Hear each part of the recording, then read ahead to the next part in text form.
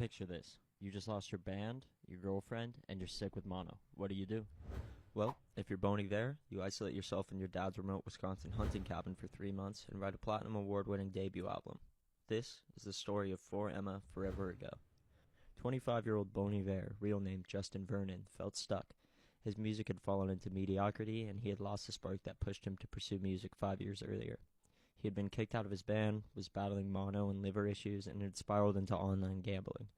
His relationship with his girlfriend at the time, fellow songwriter Christy Smith, was crumbling. Vernon began to realize that they were only together because they both needed support, and that the relationship was lacking the profound weight and nourishment that outlines a healthy partnership. He would later go on to call this skinny love. So, he broke up with Christy, loaded his recording gear into his car, and drove more than 18 hours straight through the night from Raleigh, North Carolina to his hometown of Eau Claire, Wisconsin. Vernon used a Shure SM57 microphone and the preamps that were built into his 2008 Pro Tools hardware. He also brought along a 1949 Silvertone guitar and a 1930s National Dueling resonator. These two guitars would go on to contribute heavily to the central feel surrounding Bon Iver's unique sound. Apart from the addition of autotune for texture and heavy vocal layering in Pro Tools, this simple setup was all he had. Vernon spent the next 3 months in cathartic creation, surviving off 2 deer he had hunted and the occasional beer supply run from his dad, who lived about an hour away. At first, Vernon thought he was just recording demos, rough sketches he'd later re-record in the studio.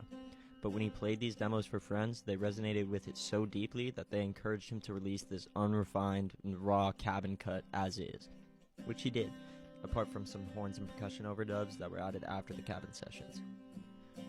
Vernon had poured everything he had left into those songs.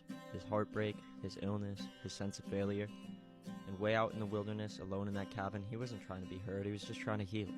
But somehow, in all that silence, his voice echoed loud enough to reach the world. For Emma, Forever Ago was self-released in 2007, and its stark honesty struck a chord with audiences. In 2008, the album was picked up by indie label Jag Jaguar and eventually went platinum. From all that isolation and heartbreak came one of the most hauntingly beautiful debuts of the 2000s, and it all started with a broken 25-year-old in a freezing cabin trying to find his way back to music.